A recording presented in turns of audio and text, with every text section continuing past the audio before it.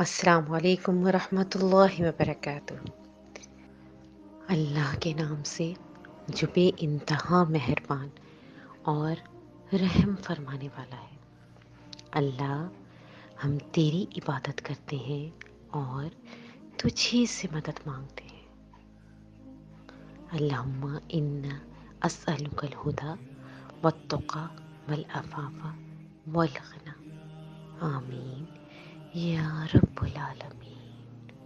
ہمارا آج کا ٹاپک ہے ہاؤ وی کنیکٹڈ ود اللہ سبحانہ و تعالی۔ ہم اللہ کے ساتھ کیسے جڑ سکتے ہیں؟ سب سے پہلے چیک کریں کہ ایسی کون سی چیز ہے جو آپ کی اور اللہ کے درمیان رکاوٹ بنی ہوئی ہے، جو چیز آپ کو اللہ سے دور کر رہی ہے۔ ایسی کیا خاصیت ہے اس چیز میں جو آپ اللہ کے ساتھ کنیکٹ نہیں ہونے دے رہی؟ اس چیز میں ایسی کیا طاقت جو آپ کو اس رب سے ملنے نہیں دے رہی، جو ساری خیر کا مالک ہے؟ کون سا ایسا شخص ہے جو آپ کی زندگی میں آ گیا اور آپ کو آپ کی رب کریم سے دور کر دیا، جو آپ کو آپ کے رب تعالیٰ سے زیادہ عزیز ہو گیا اور آپ نے رب تعالیٰ سے زیادہ عزیز ہو گیا اور آپ نے اس انسان کی خاطر اپنے رب کو چھوڑ دیا؟ دیکھیں تو صحیح، سوچیں تو صحیح، آخر وہ چیز یہ شخص ہے کون؟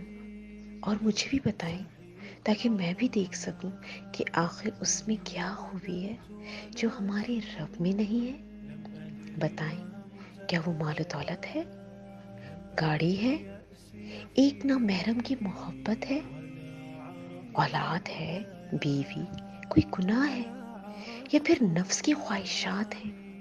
ذرا خود میں جھانک کر تو دیکھیں تو صحیح کہ آخر وہ کیا چیز ہے جو آپ کو اللہ سبحانہ و تعالی سے دور کر رہی ہے، اس رب سے جو ہر وقت آپ کو ہزاروں نعمتیں عطا فرماتا ہے، وہ رب جو عظیم الشان کے ساتھ اپنی بازوؤں کو پھیلائے آپ کا انتظار کر رہا ہے کہ ہے کوئی مانگنے والا، ہے کوئی میری رحمت میں داخل ہونے والا۔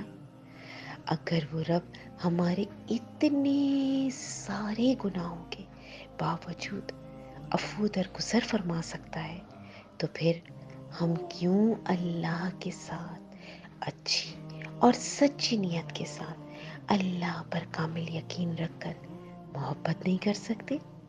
اللہ کے ساتھ قریب ہونے کا راستہ، ہم اللہ کے ساتھ قریب تب ہوں گے جب ہم اللہ کی عبادت کریں گے، جب ہمارے دل میں اللہ کو کھونے کا خوف ہوگا۔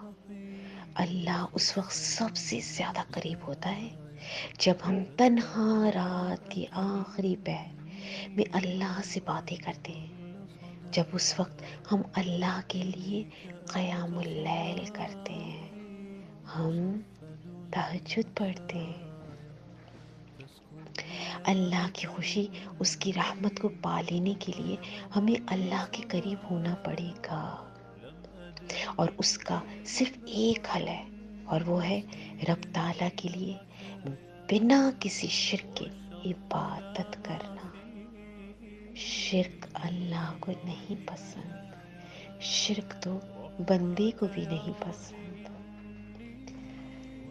آپ کو پتا مومن اللہ کے نزدیک زیادہ کیوں ہوتا ہے؟ کیونکہ وہ ہر وقت صرف اللہ کو راضی کرنے کی تگ و دو میں لگا رہتا ہے۔ اس کی صرف ایک خواہش ہوتی ہے کہ اس کا رب اس سے راضی رہے۔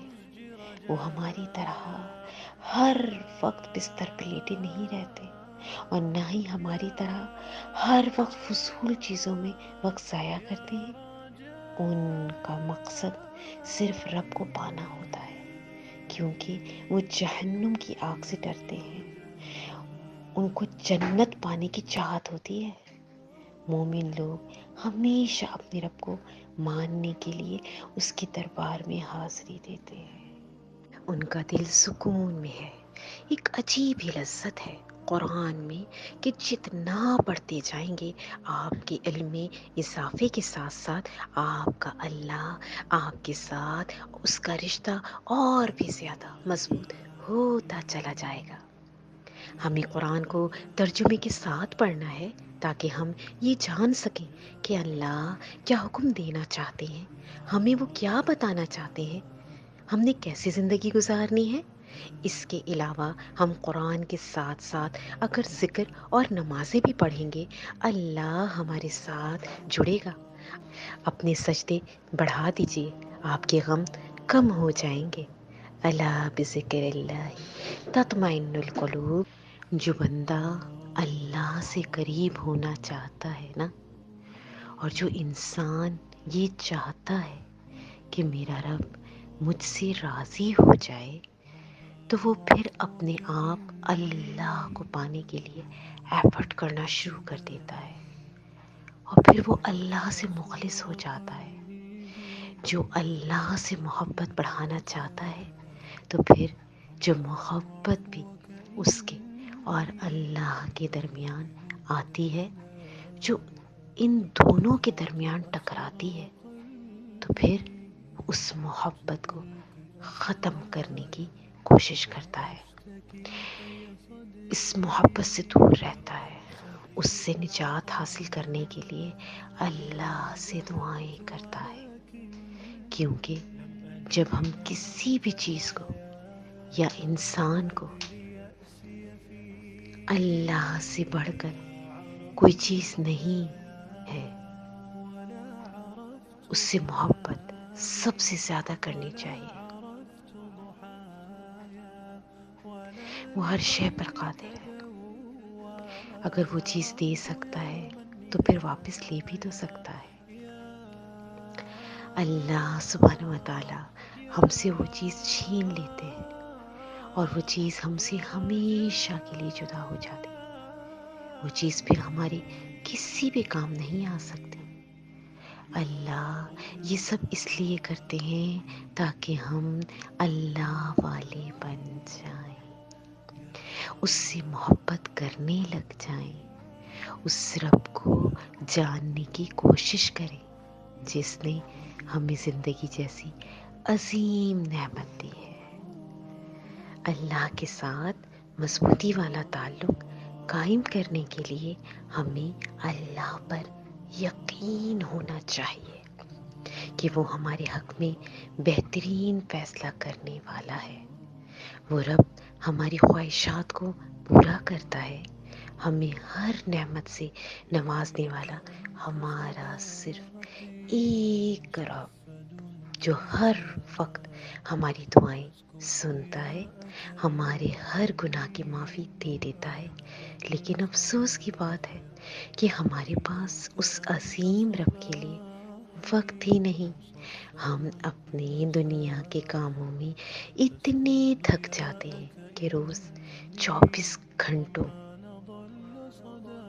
اپنے گارڈن میں چلے جائیں، کہیں بھی ایسی جگہ چلے جائیں جہاں بس آپ ہو، پھر اللہ سے سچے دل سے معافی مانگیں، اللہ کو اپنے دل کا حال بتائیں کہ کس وجہ سے پریشان ہے، اداس ہے، کیا غم ہے، کیا خوشی ہے، کس وجہ سے زندگی میں سکون نہیں ہے۔ پھر اللہ کو بتائیں کہ آپ کا نماز اور قرآن پڑھنے کو دل کیوں نہیں کرتا ہے، کس وجہ سے آپ اللہ سے دور ہو رہے ہیں، اور بعد میں اللہ سے دعا کریں کہ وہ آپ کے دل کو بدل دے، آپ کے دل کو سکون دے، اور اللہ سے اٹھتے بیٹھتے دعائیں کیا کریں کہ یا اللہ مجھے اپنی محبت کے لیے خالص کر لیجیے، مجھے اپنے دین کے لیے چن لیجیے، مجھے نیکوکاروں میں چن لیجیے، مجھے نیکوکاروں میں شامل کر لیجیے، مجھے متقی پرہیزگاروں میں بنا دیجیے۔ دیکھیں جب آپ کوئی بھی کام سچی اور اچھی نیت سے کرتے ہیں تو اللہ سبحانہ و تعالی ضرور کامیاب کریں گے انشاءاللہ تعالی۔ خالص اپنے اللہ کے لیے جینا شروع کریں۔ مثال کے طور پر جب ایک لڑکی اور لڑکا ایک دوسرے کے ساتھ حرام محبت میں اللہ کے ساتھ شرک کرتے ہیں اور اپنی حدیں بھول جاتے ہیں، تو پھر اللہ ان کو جدا اس لیے کرتے ہیں تاکہ ان دونوں کو احساس ہو سکے کہ اللہ کا حکم نہ مان کر کتنا خسارہ پایا ہے۔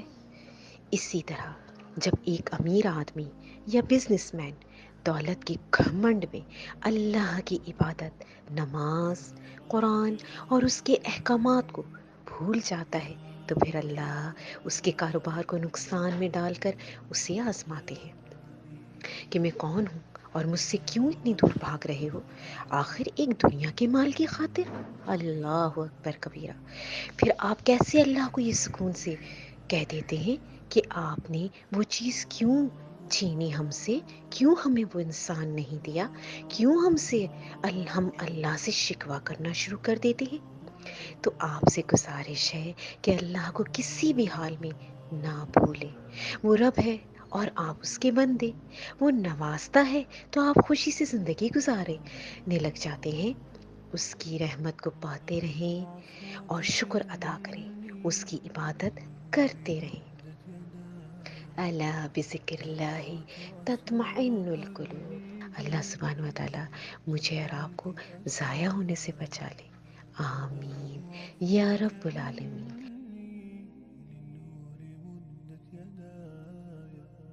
نزعت أسرار